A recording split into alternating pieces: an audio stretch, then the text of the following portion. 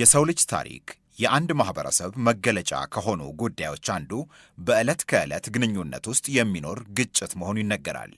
ባለሙያዎቹ የሰው ልጅ በሕይወት እስካለ ድረስ አንዱ መገለጫው ይኸው የእርስ በርስ ግጭት ነው ይላሉ። የሰው ልጅ ባህሪ በብዙ ፍላጎቶች ዙሪያውን የተከበበ ነው። ይህንም ፍላጎት ለማሟላት የሚደረግ ሩጫ በሰውና በሰው መካከል፣ በማህበረሰብና ማህበረሰብ ከዛም በላይ በሀገርና በሌላውም ደረጃ ግጭት፣ አለመግባባት እንዲፈጠር ያደርጋል። የሀብትና ፍላጎት እጥረት፣ የእሴትና እምነት ልዩነት፣ የመሰረታዊ ፍላጎት አለመሟላት ሁሉ ወደ ግጭት ይወስዳል።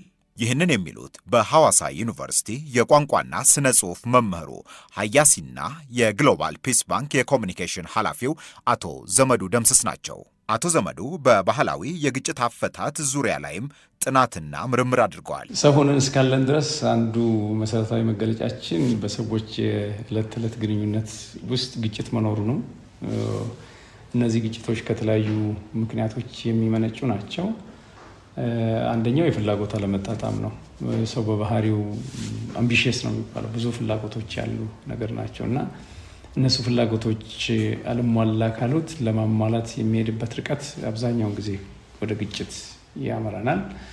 የተለያዩ ሞቲቮች አለን፣ መነሳሳቶች ሊኖሩ ይችላሉ። እነዛ ወደ ግጭቶች ያመራሉ። ብዙውን ጊዜ በአመለካከት ደረጃ ያለን እይታ፣ ለዓለም ያለን እይታ ለግጭት ምክንያት ሊሆኑ ይችላሉ። ሌሎች በርካታ ነገሮች እንደ ሰው ሊፈጠሩ የሚችሉ አይቀሬ ነገሮች አንዱ ግጭት ነው።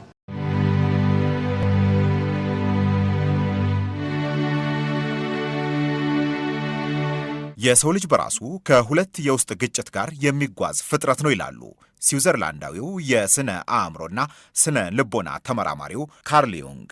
እነዚህ ሁለት የሰው ልጅ ባህሪዎች ደግና ክፉ ናቸው ይላሉ። ባለሙያዎች የሰው ልጅ ትልቁ ጥበብ ግጭት እንዳይፈጠር ማድረግ ሳይሆን በዚህ መካከል ሚዛንና መስመሩን ጠብቆ መጓዙ ነው ሲሉ ያስረዳሉ። ህንዳዊው ማህተማ ጋንዲ ሰላም ማለት የግጭት አለመኖር ሳይሆን ያንን ተቋቁሞ የመቀጠል ብልሃት ነው የሚሉትም በዚሁ ምክንያት ይመስላል። አቶ ዘመዱም ጉዳዩ ግጭት ለምን ተፈጠረ ሳይሆን ግጭትን የምናይበት መንገድ እንዴት ያለ ነው የሚለው ነው ሲሉ ይጠይቃሉ። አሁን ጉዳዩ ግጭት ለምን ተፈጠረ አይደለም፣ ግጭትን የምናይበት መንገድ እንዴት ነው ብለን ከዘፍጥረት ጀምሮ ብዙ ነገር ማንሳት እንደምንችል እንዳለ ሆነው የሰው ልጅ ማህበረሰብ ግን ግጭትን ለመፍታት በጣም ብዙ ርቀቶችን በራሱ ምርምሮችን፣ እውቀቶችን፣ ጥበባትን እያተረፈ ሄዶ እዚህ ደረጃ ላይ ደርሷል። አሁን እነዚያ ውጤቶች ተጠንተው ዘመናዊ ነው በሚባል ደረጃ ተሰንደው አንዳንዶቹ በድምፅ አንዳንዶቹ በጽሁፍ ወዘተርፈ ተቀምጠው እናያቸዋለን። እንደ ማንኛውም የዓለም ማህበረሰብ ግጭት አፈታት የሚታየው እንደ ፎክሎር ከሚባለው ወይም የማህበራዊ ጥበባት ከሚባለው አንዱ ነው። በተለያዩ የስነ ቃል ሴቶቻችን ውስጥ እነዚህ መገለጫ ሆነው እናገኛቸዋለን። ለዚህ ማሳያዎቹ እነዚህ ስነሰብና ስለ ማህበረሰብ የሚመራመሩ በርካታ አንትሮፖሎጂካል፣ ሶሺዮሎጂካል የሚባሉ ጥናቶችም የሚያሳዩት እኛም ስነ ጽሁፍን፣ ቋንቋን በምናስተምርበት ሰዓት የምናያቸው የባህል መገለጫዎች ውስጥ አንዱ ነው። ኢትዮጵያ ውስጥ ያሉ ወደ 80 ምናምን እንደርሳለን ተብሏል። እያንዳንዱ ማህበረሰብ ስታጠናው የራሱ የሆነ የግጭት አፈታት ዘዴ አለው። እነኚህ የግጭት አፈታት ዘዴዎች እንግዲህ ግጭቶቹ ከተከሰቱ በኋላ አንዳንዶቹ በሽምግልና፣ አንዳንዶቹ በድርድር፣ በግል ድርድር፣ አንዳንዶቹ አርቢተር እየተደረጉ ጣልቃ ገብነት እያላቸው በጣም የተገኘውን አማራጭ የተሻለ ነው የሚባለውን ሰዎች አውድ ፈጥረው ተገናኝተው ይነጋገራሉ። ችግሮቻቸውን አብስለው ያያሉ። የበደለ ካለ በደሉን አምኖ የሚካስ ካለ ካሳው ተሰጥቶት ይቅርታ መጠየቅ ያለበት ካለ ይቅርታ ጠይቆ ሰላማዊ የነበረው የሰው ልጅ መስተጋብር እንዲቀጥል ይደረጋል። ይሄ በኢትዮጵያ ውስጥ እንግዲህ ሀገሪቷ 3000 አንዳንዶቹ 4000 ዓመተ ምህረት ደርሷል ከተባለበት ዘመን ጀምሮ ሲሰራበት የቆየ ነው። ኦልሞስት ሁሉም የኢትዮጵያ ማህበረሰብ ይሄን ግጭት ለመፍታት አለው። በሁሉ አካባቢ ብትሄድ ዘወልድ የሚባል ስርዓት አለ። ወደዚህ ወደ ሲዳማ ክልል ብትመጣ አፊን የሚባል በጣም ትልቅ ስርዓት አለ። በሮም ውስጥም የምታየው በገዳ ስርዓት ውስጥ የሚታየ ጉሚጋዮ ስርዓት የሚባል አለ። የሀገር ሽማግሌዎች ተሰብስበው የግጭት ችግሮችን ተቀምጠው የሚፈቱበት ነው። እነዚህ ሁሉ ሀብቶች ጠንቅቀን የመረመርናቸው እንደሆነ ዘመናዊው ችሎት መጥቶ አንቀጾች እየተጠቀሱ እንዲህ ሲሆን እንዲህ ነው ተብሎ 1 ሲደመር 1 2 ነው ተብሎ ፍርድ ከመሰጠቱ በፊት የባህላዊ ዳኝነቱ ከፍርድ አስቀድሞ የጋራ አዋጭ የሚባል አካፋይ ባላንስ የሚባለው ሚዛን የማየት እድልና የማስታረቅ ስርዓቶች የነበሩበት አገር ነው።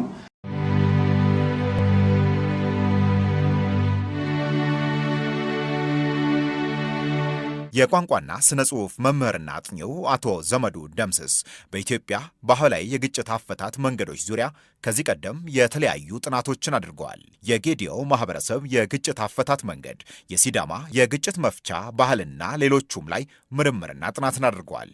የዛሬው ጉዳያችን ግን ባደጉበት አካባቢ በልጅነታቸው ሲፈጸም በተግባር ስላዩት ቆይቶም ጥናትና ምርምር ስላደረጉበት የገዳ ስርዓት የግጭት አፈታት መንገድ እንዲነግሩን ነው። በቱለማ የገዳ ስርዓት ተግባራዊ ከሚደረጉ የግጭት መፍቻ ባህላዊ ስርዓቶች አንደኛው ጉሚ ጋዮ ይባላል። እኔ ባደግኩበት ባህል ተወልጄ ያደግኩት ምዕራብ ሸዋ አካባቢ ነው። አምቦ ነው ዞን ነው። እዛ አካባቢ ላይ የኔ ወረዳ ኤጀሬ ወረዳ ይባላል። ጎረቤት ወረዳ ደንዲ የሚባል ወረዳ አለ። እዛ አካባቢ ላይ እንደ ልጅ ሆኜ የታዘብኩት የግጭት አፈታት ዘዴ ነበረ።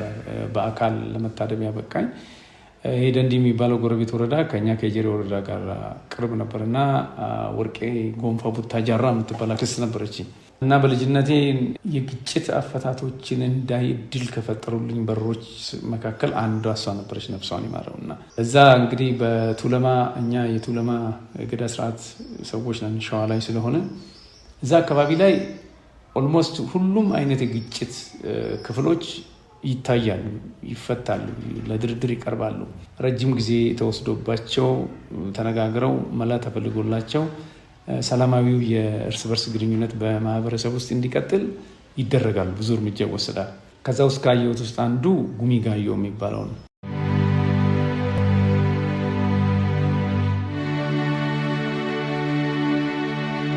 ጉሚ ጋዮ ማለት የሽማግሌዎች ጉባኤ ማለት ነው። ጉሚ ማለት ፍሬ ማለት ነው። 1 2 3 ተብሎ የሚቆጠር እንደ አተር እንደ ባቄላ ነው። ጓያ ነው የሚሉት እነሱ። ጉሚ ጓዮ ማለት 5 7 9 እንደዚህ ሆነው ወይም ከዛ በላይ ቁጥር ሊኖረው ይችላል። የገዳ ስርዓቱን የሚያስኬዱ የሀገር ሽማግሌዎች፣ የበሰሉ አባቶች በዛፍ ጥላ ስር ብዙ ጊዜ ኦዳ ነው የሚባለው፣ በዛፍ ጥላ ስር ቁጭ ብለው ማንኛውንም ማህበራዊ ጉዳይ ይመለከታሉ። አብዛኛውን ነገር ከትንሽ ከሚባል በእርግጥ ጉዳይ ተብሎ ትንሽ የለም እስከ ሰፋፊው አስደንጋጭ ግጭቶች ድረስ የሚታዩበት ጉባኤ ነው ጉሚ ጋዮ። ከሚያዩዋቸው በርካታ የግጭት አይነቶች ውስጥ እጅግ በጣም የገረመኝና የደነቀኝ አንዱ የሰው ልጆች በነፍስ ወይም በአካል ጉዳት ሲደርስ የሚያዩበት መንገድ እስካሁኗ ሰዓት ድረስ በጣም የሚያስደምሙኝ ክስተቶች ነበሩ እና በዚህ በጉሚ ጋዮ ውስጥ በዛን ዘመን በዚህ በሸዋው የቱለማ ገዳ ስርዓት ውስጥ በዛ ጉሚ ጋዮ ውስጥ ሲታይ ያየሁት ምንድን ነው? ነፍስ ሲጠፋ ወይም አካል ሲጎል እንዴት እንደሚያዩት ነው። እና እንደ አጋጣሚ ሆኖ ፍቃዳቸው ስላልተሰጠኝ ስማቸውን አልጠራም። አቶ ከላይ የሚባሉ ትልቅ የተከበሩ የአካባቢው አርሶ አደርና ስም ያላቸው የእሳቸው አንድ ጎረምሳ ልጅ አንድ የራሱን ወዳጅ ይገላል እና ነፍስ በእጁ ይጠፋል። ይሄ በሆነ በሁለተኛው ወይ በሶስተኛው ቀን አካባቢ የሟች ወገኖች ይመጡና ገዳይን ሲፈልጉት መኖሪያ አካባቢ ያጡታል። ሲያጡት የወላጆቹን እና የእሱንም ንብረት የሆነውን ቤት ያቃጥላሉ፣ ንብረት ያቃጥላሉ፣ ይጠፋል፣ ብዙ ነገር ይወድማል። ከዚህኛው ወገንም ያለው ከየአካባቢው ተሰባስበና ለመከላከል ዝግጁነት እያደረገ ባለበት ሰዓት የሀገር ሽማግሌዎች ጣልቃ ይገባሉ እና ያንን ግጭት ለመፍታት በስርዓታቸው መንገድ እነሱ የኦዳ ጥላ ስር ቁጭ ብለው ጉባኤው ሊከፈት አንድ ቀን ሲቀለው እንደ አጋጣሚ ካክስቴ ወርቄ ጉንፋ ጋር እኔ 14 ወይ 15 ዓመት ልጅ ሆኜ ደረስኩ እና እንዴት ነው የሚያዩት የሚለው ነገር በጣም እጅግ ያስደመመኝ ታሪክ ነበር።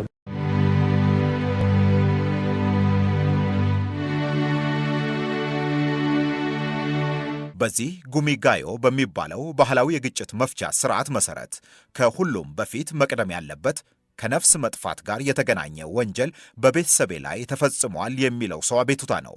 ከበቀልም ከምንም በፊት ጉዳዩን ለአካባቢው ሽማግሌዎች የማሳወቅ ግዴታ ይኖራል።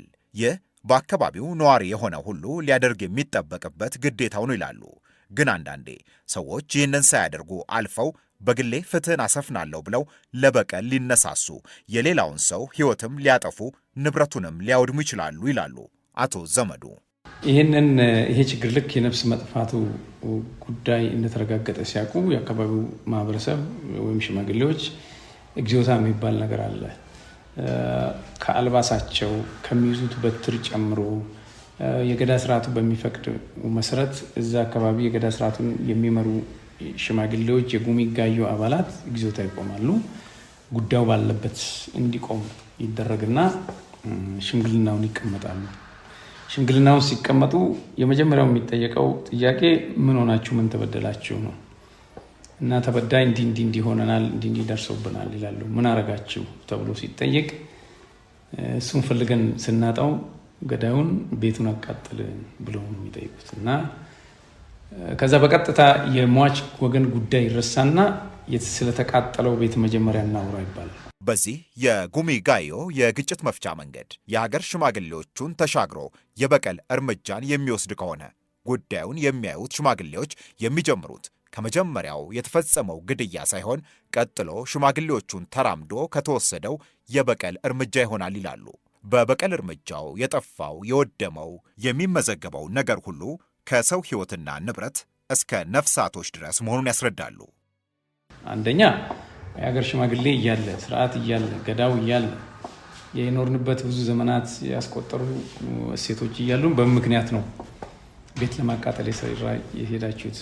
ኤኙት ቢደሲኒ ላቴ ማን ነው ፈቅዶላችሁ እሳቱን የሰጠ ተብሎ ይጠየቃል። ከዛ በራሳችን የበቀል ስሜታዊ ሆነ እንደዚህ አድርገን አቃጥለናል ከተባለ እንግዲያውስ ጉዳዩን የምንጀምረው አሁን ከሰራችሁ ስህተት ነው ይባላል። እና ጉዳዩ የሚታየው ቤቱ ሲቃጠል ምን ያህል ንብረት ወደመ፣ ስንት ኩንታል እህል ወደመ፣ ከብቶች አሉ ወይ፣ ሰው ተጎድተዋል ወይ፣ ንብረት ወድሟል ወይ። ከዛ ቀጥሎ ይሄ በግዑዝ ሆኖ በተጨባጭ የሚታየው ነፍስ ብቻ ሳይሆን በአካል አይተን ቆጥረን ልንሰፍራቸው ስለማንችላቸው ነፍሳት በሙሉ ጥያቄ ውስጥ ይወድቃል። የሸረሪት ነፍስ፣ የእንሽላሊት ነፍስ፣ ያደራችው ድር፣ ሌሎች እባብን ጨምሮ ዝንብ ጨምሮ ትንኝ ጨምሮ ተጎድታ ከሆነ ይቆጠራል፣ ይለካል፣ ይሰፈራል። ምክንያቱም ፈጣሪ የሰራውን ነፍስ በዋዛ ብድግ አድርጎ በበቀል ስሜት ማንም አላየኝም ብሎ ማጥፋት ስለማይቻል የጉማ የሚባለው ጉዳይ የነፍስ ዋጋ የሚታየው ከነዚህ ጥቃቅን ከሚመስሉ ነገር ግን በገዳው ስርዓት ላይ ገዝፈው ስለሚታዩ ስለሚነበቡ ነፍሳት ጨምሮ ጥያቄ ይነሳል። ከዛ በኋላ ይሄን አድርገናል ብለው የሚያምኑ ከሆነ ያንን ጥፋት የፈጸሙ ሰዎች እያንዳንዷ ነፍስና ንብረት ተቆጥራ ስለሚከፍሉት ጉማ ይወሰንባቸዋል። ከተወሰነባቸው በኋላ ከቻሉ ሊከፍሉ፣ ካልቻሉ ደግሞ አካባቢያቸው ያለ ማህበረሰብ በእርጥባን መልክ አዋቶላቸው እንዲያው ይደረጋል። እሱ አጀንዳ ከተዘጋ በኋላ ነው ስለ ሟች ነፍስ ክርክር የሚካሄደው። ከዛ እሱን ሲያቀርቡ መጀመሪያ የሚጠየቀው ጥያቄ በምን ሁኔታ ውስጥ ሆኖ ነው ግጭት የተፈጠረው ነው። ብዙ ጥያቄዎች ይጠየቃሉ። ከዚህ ቀደም ጠብ ነበራቸው ወይ? የተነሳ ችግር ነበረ ወይ? በመጠጥ ነው ወይ? ሁኔታውን ለማፍጠር የተከሰቱ ነገሮች ምን ይመስሉ ነበር? በርካታ ጥያቄዎች ከተጠየቁ በኋላ ገዳይ ቀርቦ እንዲያስረዳ ይደረጋል። ገዳይ በዚህ በጉሚ ጋዮ ስርዓት ውስጥ በፍጹም የማይፈቀደው ነገር ቢኖር መዋሸት ነው። አይቻልም። ምክንያቱም ርዕሰ ጉዳዩ በሶስትዮሽ የተያያዘ ነው። አንደኛው በእግዚአብሔር ዓይን፣ ሁለተኛው በሽማግሌዎች ዓይን፣ ሶስተኛው በበዳይና ተበዳይ ነው። እነኚህ የሶስትዮሽ ትስስር ባሉበት አውድ ውስጥ ምንም አይነት ውሸት መዋሸት አይቻልም። ስለዚህ ገዳይ ወይም በዳይ ያደረገውን ነገር ያለምንም ጣልቃ ገብነት ያብራራል። ከዛ በኋላ ጉዳዩ ሀዘኔታ ይኖረው እንደሆነ የሚታዩ የሚዳሰሱ ነገሮች ካሉ በነጥብ ሽማግሌዎቹ በዛ በጉሚ ጋዮ አባልነት ያሉ ሽማግሌዎች አንድ በአንድ ያነሳሉ። ይሄ ሂደት በሚካሄድበት ሰዓት 1 ቀን፣ 3 ቀን፣ 15 ቀን፣ 20 ቀን፣ 100 ቀን ሊፈጅ ይችላል ሂደቱ። ጉዳዩን የሚያዩ ሽማግሌዎች እያንዳንዳቸው የየራሳቸው ድምፅ አላቸው። ከውስጣቸው አንዱ ካላመነ በድምፅ ብልጫ የሚባል ውሳኔ አይወሰንም። በቱለማ ገዳ ስርዓት ውስጥ ጉዳይ ሲታይ አንድ ሽማግሌ ካላመነ 1000 ሌሊት ሊፈጅ ይችላል፣ 1000 ቀን ሊፈጅ ይችላል እንጂ እሱን ሳያምን የቀረ ሰው ካለ እዛው ሲፈጭ ሲቦካ እድሜ ሊያልቅ ይችላል እንጂ አጀንዳ በድምፅ ብልጫ የሚባል ነገር አይታይም። ስለዚህ ጉዳዩ ይታያል። በዚህ ሰዓት ምን ይፈጠራል መሰለ? ቀናቱ በሄዱ ቁጥር የተለያዩ ሸንጎች ጉሚጋዮች በተሰበሰቡ ቁጥር የተቆጣውም ሰው ካለ በሰዎች ፊት ላይ ደጋግሞ በመናገር የታመቀው ስሜት እንዲተነፍስም ይደረጋል። ይሄ ማስተንፈሻ መንገድም ነው፣ እሳት ማብረጃ መንገድም ሪሊፍ የሚባለው እንዲያገኝ ያደርጋል፣ ካታርሲስ እንዲኖረው ያደርጋል። እና ይናገራሉ። ከዛ በየጎረቤቱ በየቤቱ ሄዶች ሽምግልናችሁ ምን ላይ ዋለ ሲሉ ሰዎች እንዲህ ብለውን ይሄን ጠይቀውን እንደዚህ አድርገን በዚህ ወጥቶ በዚህ ወርዱ ሲል ያ የቁጣ ኢነርጂ እየለዘበ ይላል። 3ኛ 4ኛ 5ኛ 6ኛ ሸንጎ ላይ ሰዎች እየተረጋጉ ወደ ቀልባቸው እየተመለሱ በደልም እንደደረሰባቸው እንደሆነ ጥሞና ወስደው ለነሱ የመጣ አዲስ ነገር እንዳልሆነ ለማንም እንደሚያጋጥም እንዲረዱት ሌሎች ሰዎችም ምክር ሀሳብ ያቀርባሉ። እንግዲህ አንዴ ከሆነ በኋላ የሚሻል ወርቅ ነው። ሌሎች አማራጭ ሀሳቦችንም ይዘው እንዲመጡ እድል ይፈጥራል። ሽማግሌዎቹ ይሄን ይወተኩታል።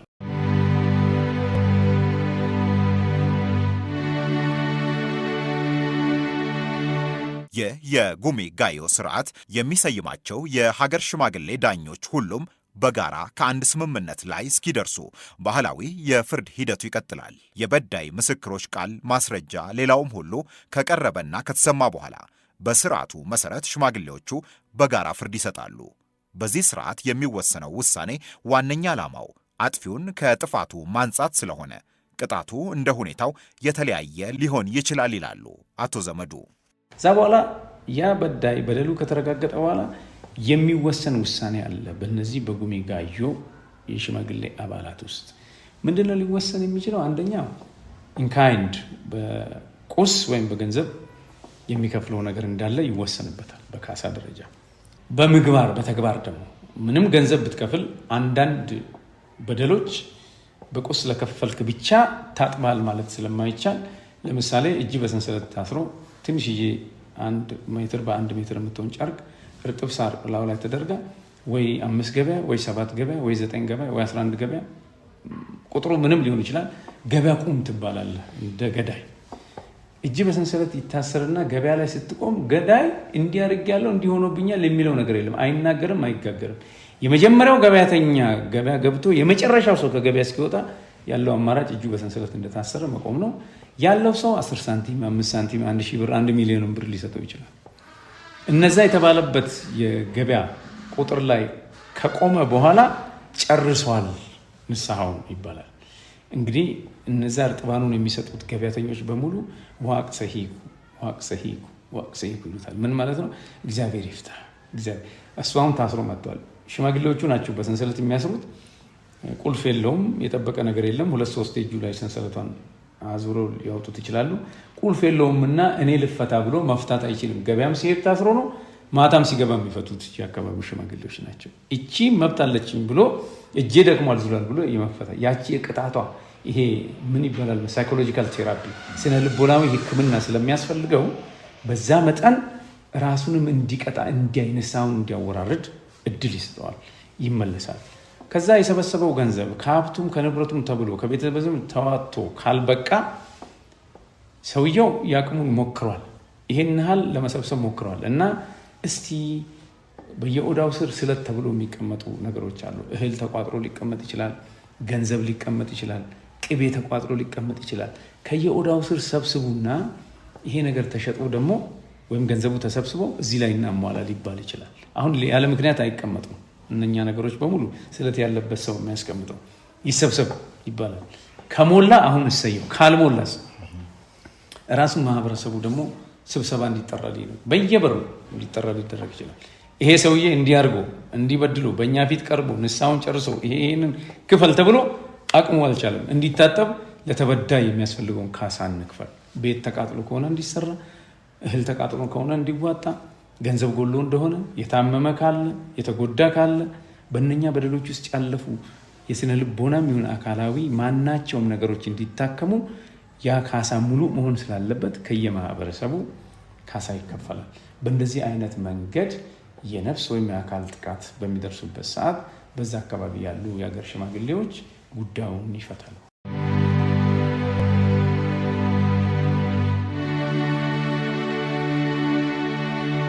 በዚህ መንገድ የተበዳይ ቤተሰብ ይካሳል። በዳይም ዳግሞ ወደ ጥፋቱ እንዳይመለስ ሆኖ ይክሳል። ከምንም በላይ ከሰራው በደልና ኃጢአት ይነጻል። ከሰው ፊት ታስሮ መዞሩ፣ ለተወሰነበት ውሳኔ ገንዘብ ለማሰባሰብ ገበያ መሃል ታስሮ እንዲቆም መደረጉ የጎደለውን የአካባቢው ማህበረሰብ አዋጥቶ እንዲሸፍን መሆኑ ሁሉ የሚካሰውና የሚታከመው ሙሉ ማህበረሰቡ እንዲሆን ያደርገዋል ይላሉ። ይህ እጅግ ብዙ ከሆነ ባህላዊ የግጭት መፍቻ የኢትዮጵያ ሀብት አንደኛው ነው። በዚህ መንገድ በባህላዊ ስርዓት ግጭት የሚፈታባቸው፣ ተበዳይ የሚካስባቸው ብዙ ባህላዊ ስርዓቶች አሉ። ታዲያ የሁሉ ሀብት ያላት ሀገር ያ ችግሩን በጥበብ ይፈታ የነበረ ማህበረሰብ ዛሬ ከደረሰበት ቦታ ላይ እንዴት ተገኘ የሚል ጥያቄ እዚህ ጋር መነሳቱ አይቀርም። እንግዲህ አሁን ኢትዮጵያን ነው የምናያት። ኢትዮጵያ የምትባል በጣም ሰፊ ሀገር ከአፍሪካ በስፋት ሁለተኛ ናት። በህዝብ ብዛት እንደዛው ተብሏል። ከናይጄሪያ ለ3000 ዘመን የቆየ ስልጣኔ ያለን፣ ከስልጣኔያችን መገለጫዎች ውስጥ አንዱ ግጭት የምንፈታበት ነው ብለን እያንዳንዱን ማህበረሰብ ብንፈትሽ ብዙ ሀብት እንዳለን ተነጋግረናል። ለዚህ የሚሆኑ በርካታ ጥናቶች ታትመዋል። አንዳንዶቹ እንግዲህ የሼልፍ አውድ ማጥገቢያ ካልሆኑ በስተቀረ ወደ መሬት ወርደው ለህግ አካል ፖሊሲ አማራጮቻችን አሁን ለገባንበት ወጣ ገባ ለሚሉ ግጭቶቻችንና አንዳንዶቹ ደግሞ ጭራሽ ዘላቂ በሚመስሉ መንገድ ይመስላሉ ትንሽ ዳመናማና ጨለማ የሆኑ የሚመስሉ ነገሮች ይታዩናል። እና ይሄ ስልጣኔ ኢትዮጵያ ካላት፣ ይሄን ባህል ካላት፣ በተለይ በህዝብ ብዛት በገዳ ስርዓት 600 ዓመት አስቆጠረ የሚባለው የገዳ ስርዓታችን እና ወደ 605 አንቀጽ የሚጠጉ የቃል ህግጋት ያለው የገዳ ስርዓታችን ባለበት ሀገር ውስጥ ምን ተፈጥሮ ነው አሁን በነዛ ክልል አካባቢዎች ላይ የሆኑ አካላት ስሞች እየያዙ በዛ አካባቢ ያለውን ማህበረሰብ በዚህ መጠን ችግር ውስጥ እንዲቆይ ተደርጓል የሚባለው ለምንድን ነው ብለን እንጠይቃለን እኛ። ስለዚህ ወይ እነዛ የተዘረጉ ስርዓቶች ላይ እምነት ያጣ ትውልድ ተፈጥሯል፣ አለበለዚያም ደግሞ እነዛን ችግር የምንፈታበት ስርዓት ተረስተው በስመ ዘመናዊነት ስልጣን ይመስለውን ከተለያዩ አገራት የተቀበልናቸው የግጭት መፍቻ መንገዶቻችን ከኛ ነባራዊ ሁኔታ ጋር አልሄዱም ማለት ነው። ክፍተት አለ። ስለዚህ ይህን የሚያክል ሀብት ያለው ሀገር የኦሮሞውን ብቻ ሳይሆን የሌላውን ማህበረሰብ በጥልቀት ተጠንቶ አሁን የሞራል ስታንዳርድ የሚባለው የሞራል ልዕልናችን ለምንድን ነው የወረደው? ሰው ሲታገት፣ ሲሞት፣ ሲገደል፣ ከጎረቤቱ ሲነድ፣ ሲፈናቀል ምን ሆነን ነው በዚህ ያህል መጠን ዝምታ ውስጥ የተቀመጥ ነው? ማንን ነው የምንጠብቀው ይህን ችግር እንዲፈታ? አውሮፓውያንን ነው? አሜሪካውያንን ነው? ሌላ አፍሪካ ሀገሮችን ነው? ይህን ያህል ሀብት አለን ብለን በኩራት አስጠንተን የምናከብር ከሆነ፣ ለምሳሌ ኢሬቻ በዩኔስኮ ተመዝግቦ ከሆነ፣ ለምሳሌ የጨንበላላ በዓል በዩኔስኮ ተመዝግቦ ከሆነ፣ ይሄ ትውፊታችን ድንበርና ሀገር ተሻግሮ ለሌላው ምሳሌ ይሆናል ብለን የምንነጋገር ከሆነ ራሱ ባለቤቱን ካላዳነ በዓለም አቀፍ ደረጃ ተመዝግቧል ይሄን ስርዓት አለን ብለን በየሚዲያው ኮሚሽን አቋቁመን፣ ባህልና ቱሪዝም ቢሮ አቋቁመን፣ ባህልና ቱሪዝም ስፖርት ሚኒስቴር አቋቁመን አለን የምንል አካላት ምን እየሰራን ነው የሚለው ነገር መጠየቅና መፈተሽ አለበት። አለን የምንለው ሀብት አለ ለማለት ፍጆታ ከሆነ በጣም ሌሎች የተሻሉ ስላሉን ብዙ ጥቅም ያለው አይመስለኝም። ለእኔ ምንድን ነው እሴቱ ብለን ከለካን እያንዳንዱ የማህበረሰብ የግጭት መፍቻ መንገዶች ጥናትና ምርምር ተደርጎ ብዙ ሼልፎች አሉ። ከሼልፎች ላይ ወርደው የአስተዳደር አካል፣ የህግ ማዕቀፍ አካል፣ የህርቅ አካል ደግሞ ትውልዱ የዛን ህርቅ መሰረት፣ ለምሳሌ ፈሪሃ እግዚአብሔርነት በማንኛውም ማህበረሰብ ውስጥ አለ። ሐመር ብትሄድ ቦርጆ ይፈራል፣ ሲዳማ ብትመጣ መገኑ ይፈራል፣ አማራ ብትሄድ እግዚአብሔር ይፈራል፣ እስላም ጋር ብትሄድ አላህ ይፈራል። እነዚህ ሁሉ ሀብቶች አሉ። ኦሮሞ ጋር ብትሄድ ዋቃ ይፈራል። ዋቃ የሚለው ቃል በምስራቅ አፍሪካ ኦልሞስት በታንዛኒያ፣ በኡጋንዳ ብትሄድ፣ በኬንያ በርሳቤ ኦሮሞስ ብትሄድ የሚፈራ ትልቅ ቦታ የሚይዝ ስም ነው። ይሄንን እንዲፈሩ ትውልዱ ወጣቱ ተቀባብሎት ሰፉ የሚባል ነገር ለምሳሌ ሰው ምን ይለኛል የሚባለው ነገር ለምሳሌ በምን ምክንያት ነው አልፈራ ብሎ ዛሬ ሰዎች በየቦታው እየታገዱ የሽብር እና የግጭት ጦስ ሲሳይ እየሆኑ ያሉት ብለን ስንጠይቅ ያልተሰራ ስራ አለ ማለት ነው። ባህላችንን እንዳናደንቅ የሌሎች ባህል አጨብጫቢዎች ከዲሽ የምንቀበለው ከዩቲዩብ የምንቀበለው ዛሬ ወርዶ ደግሞ ቲክቶክ በሚባል ነገር እውቀት ሁሉ በአንድ ደቂቃ ምህዋር ውስጥ በሚዋቀርበት አገር ውስጥ ይደርሰናል እና እሱ ነገር ለምንድን ነው ያልተፈተሸው? ከዛው ማህበረሰብ ወጣ የሚባል እከሌ የሚባለው አካል እንደዚህ የሚባሉ ሰዎች ላይ አንድ አውቶቡስ ሙሉ በዚህ ያህል ቋት ገንዘብ ካላስገባችሁ ካላስወጣችሁ እየተባለ የኢትዮጵያ ህብረተሰብ መከራውን የሚበላበት በምን ክፍተት ቢፈጠር ነው የሚላለኝ እና እኔ እነዚህ ነገሮች እንደገና ተመልሰን እንደውም ከመደበኛው የፍርድ ስርዓት ህግ ማስከበር ይልቅ እነዚህ የሚከበሩ የሀገር ሽማግሌ ስርዓቶች ወደ ዋናው የህግ ማዕቀፋችንና ህግ ማስከበር እርቅ መፍቻ ስርዓታችን ውስጥ ቢካተቱ የተሻለ ትርፍ እንደሚያመጡ እምነት አለ።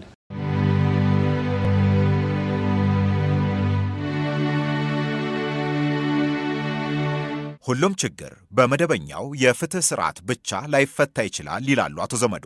ይህ ሁሉ ለዘመናት የተበደለውን ሲክስ ያጠፋውን ሲያርም የኖረ ባህላዊ ስርዓትና የግጭት መፍቻ መንገድ ያላት ሀገር ዛሬ እንዴት እዚያ አጣብቂኝ ውስጥ ተገኘች? የዚህ ዘመን ትልቁ ጥያቄ መሆን ያለበት ይህ ነው ብለዋል።